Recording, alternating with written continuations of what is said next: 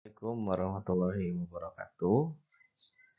Anak-anak, hari ini kita akan coba membahas atau melanjutkan bab berikutnya.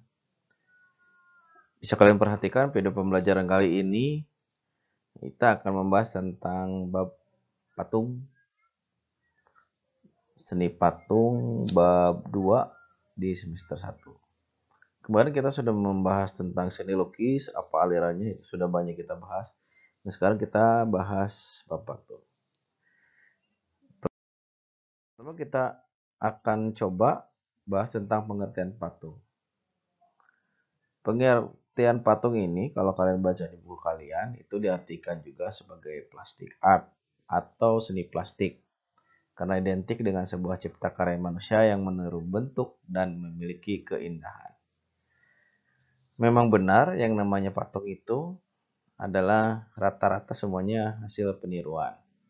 Karena dalam bahasa Indonesia plastik itu termasuk bahan, tapi kalau dalam pengertian seni, plastik itu adalah benar-benar meniru dari segala hal apapun. Nah, atau juga kalian tahu yang kemarin yang namanya seni lukis termasuk karya seni rupa 2 dimensi, yaitu hanya bisa dilihat dari satu arah. Tapi untuk yang sekarang, seni patung ini termasuk karya seni rupa 3 dimensi, atau bisa dilihat dari berbagai arah. Dan di buku kalian juga disebutkan bahwa seni patung itu memiliki volume. Volume itu artinya adalah ruang yang ada di sebuah benda atau sebuah bidang. Bisa kalian perhatikan seperti kubus ini.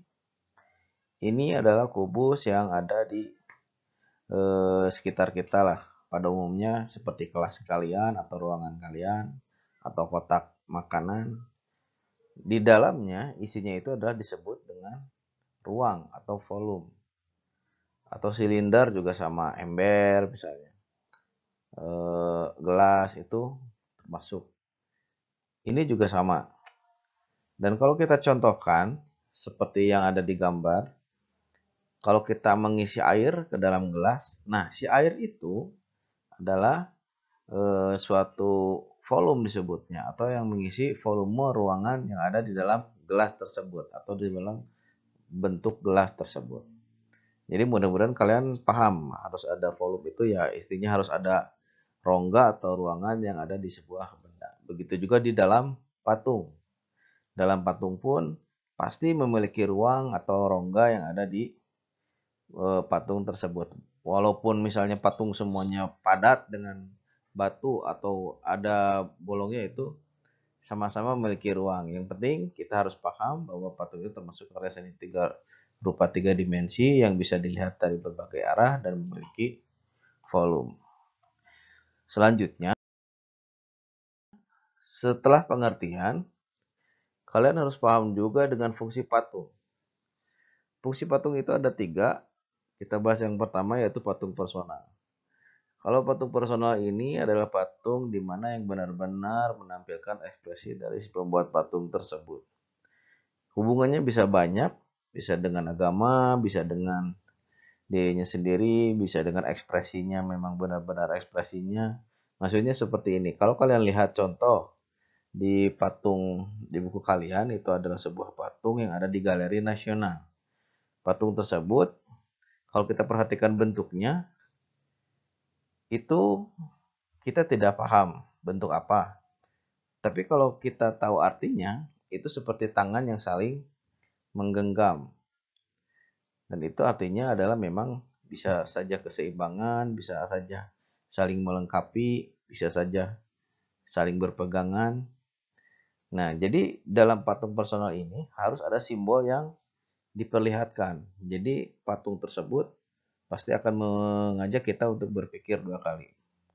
Atau kalau di sekitar kita, kalian mungkin pernah lihat patung ini adalah patung yang ada di Majalengka. Ini adalah patung yang ada tepatnya di daerah Munjul, yang menjadi ikon terbaru dari yang namanya Majalengka. Kalau kalian perhatikan, patung ini kita lihat kalau secara bentuk itu mirip globe atau dunia, ya. Terus ada tulisan Majalengka yang mengelilingi si dunia tersebut. Nah, di balik pembuatan patung ini ada simbol dan arti tersendiri, yaitu ingin memperkenalkan Majalengka ke seluruh dunia. Mungkin lewat Bandara Kertajati ya yang terbaru sekarang. Tapi di balik itu semua, ini adalah termasuk patung personal. Jadi di balik pembuatannya harus ada arti atau simbol yang diangkat dalam patung personal tersebut. Selanjutnya ada patung sosial, fungsi sosial. Dalam patung fungsi sosial, si pembuat patung ini harus punya sesuatu alasan, contohnya misalnya sejarah, suatu peristiwa penting, ataupun jasa dari seseorang atau pahlawan yang diangkat dalam pembuatan patung tersebut. Contohnya ini, yang ada di buku kalian juga ada mungkin ini. Ini adalah patung Monumen Pancasila Sakti. Kalau kita tahu, ini adalah monumen di mana peristiwa atau mengingatkan kita akan sebuah peristiwa yaitu G30 SPKI.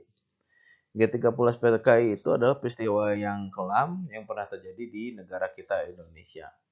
Di sana terdapat 7 jenderal yang gugur seperti yang digambarkan dalam monumen. Ada 7 jenderal yang berdiri yang istilahnya mencoba untuk mempertahankan diri dan mempertahankan kemerdekaan atau kesejahteraan atau keutuhan NKRI atau Negara Republik Kesatuan Indonesia. Ya. Di balik dari peristiwanya apa, tapi kita harus paham bahwa patung sosial itu atau fungsi sosial ini pasti ada peristiwa yang ada kaitannya dengan patung tersebut. Kalau kalian ingin searching lebih dalam lagi, boleh kalian cari dari sumber lain. Apa itu patung dengan fungsi sosial? Atau contohnya yang ini. Ini adalah patung Jenderal Sudirman. Patung Jenderal Sudirman ini adalah patung yang mengingatkan kita akan jasa-jasa dari seorang Jenderal Sudirman yang ikut berjuang dalam kemerdekaan Republik Indonesia. Itu contohnya dari patung sosial. Pasti intinya patung sosial mah ada yang namanya cerita di balik pembuatan patung tersebut atau jasa atau mengingatkan kita pada suatu peristiwa yang penting. Yang ketiga ada yang namanya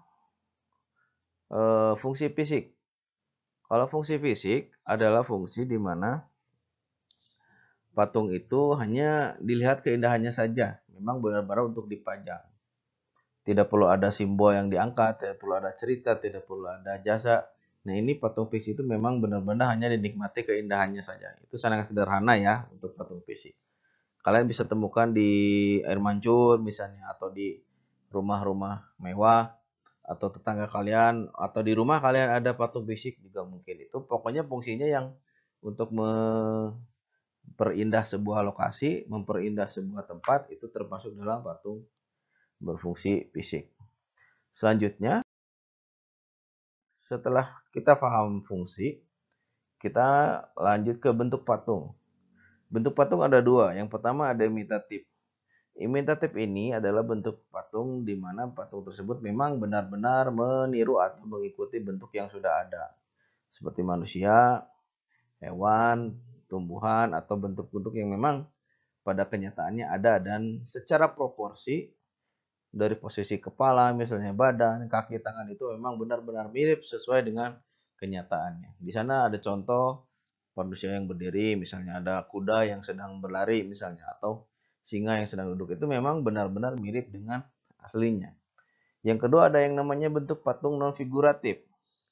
Kalau non figuratif ini memang tidak dikenali bentuknya, atau jarang, atau aneh, atau bisa dibilang juga di luar nalar kita, di luar dugaan kita. Nah, bentuk-bentuk patung seperti ini pasti memiliki maksud dan tujuan tertentu dari si pembuat patungnya. Dan memang bentuk-bentuknya juga tidak umum atau jarang ditemukan dalam kenyataan. Nah, mungkin paham ya tentang dari tadi Bapak jelaskan dari mulai pengertian, lalu ke fungsi, lalu ke bentuk patung. Selanjutnya agar lebih paham lagi, Bapak akan kasih dua tugas. Yang pertama tugas di sekolah, yang kedua ada tugas di rumah. Kalau tugas di sekolah, Kalian carilah 5 buah patung yang ada di sekitar kita. Lalu isi tabel di bawah ini. Di sana ada lokasi patung, misalnya ada lokasi patungnya di desa apa, di desa A, di desa B, terus ada fungsi patungnya. Fungsi patungnya misalnya apa yang tadi kalian sudah pelajari ya. Misalnya ini mah ada patung di desa A misalnya. Fungsi patungnya kayaknya personal deh, atau kayaknya sosial, atau kayaknya fisik. Terus bentuk patungnya masuknya kemana? Imitatif atau non figuratif. Nah ini yang terakhir, bahan patungnya. Kalian harus bisa menganalisis bahan patung. Kira-kira ini mah semen, ini mah dari kayu misalnya, ini mah dari seng misalnya, atau dari besi. Nah itu kalian harus bisa analisis ya, dan kumpulkan. Ini harus dikumpulkan hari ini di meja Bapak. Dan selanjutnya ada tugas untuk di rumah. Tugas di rumah kalian punya waktu selama 2 minggu. Buatlah satu buah patung dengan bahannya sama tanah liat ya. Setelah kalian punya tanah liatnya, silahkan kalian tentukan kira-kira teknik apa yang ada bisa gunakan terhadap tanah liat tersebut. Kalian bisa baca di buku, ada di buku paket. Terus termasuk bahan apa ini tanah liat? Apakah keras, lunak, sedang? Lalu fungsi dan bentuk apa yang akan kalian buat dengan tanah liat tersebut? Bagaimana Pak cara membuatnya? Ya itu kembalikan lagi kepada kalian. Kalian mau fungsi apa? Fungsi sosial atau fungsi personal atau fungsi fisik? Bentuknya mau seperti apa? Mau bentuk imitatif atau mau bentuk non figuratif? Apa saya mau misalnya bisa bentuknya bentuk hewannya. Silakan kalian kategorikan kepada fungsi yang mana yang bisa kalian buat. Sebagai catatan, ukuran patungnya tinggi minimal 15 cm. Lebarnya bebas. 15 cm itu setengah penggaris. Terus, karena ini adalah sebuah karya seni, harus ada judul dan isi deskripsi atau alasan kalian dalam membuat patung tersebut. Misalnya membuat patung hewan misalnya. Judulnya kuda ronggeng misalnya atau kuda jingkrak. Isinya karena saya senang sekali terhadap kesenian kuda jingkrak ini atau kuda ronggeng ini. Nah, itu salah satu contoh misalnya untuk judul dan isi karya. Dan setelah semuanya selesai 2 minggu kemudian, kalian diwajibkan untuk presentasi di depan kelas dan disaksikan oleh teman-teman dan dinilai secara langsung oleh Bapak. Ingat, pada saat presentasi karya kalian harus utuh, tidak ada yang pecah, tidak ada yang patah, harus utuh. Mungkin itu saja materi kali ini. Selamat mengerjakan di rumah. Bapak tutup. Wassalamualaikum warahmatullahi wabarakatuh.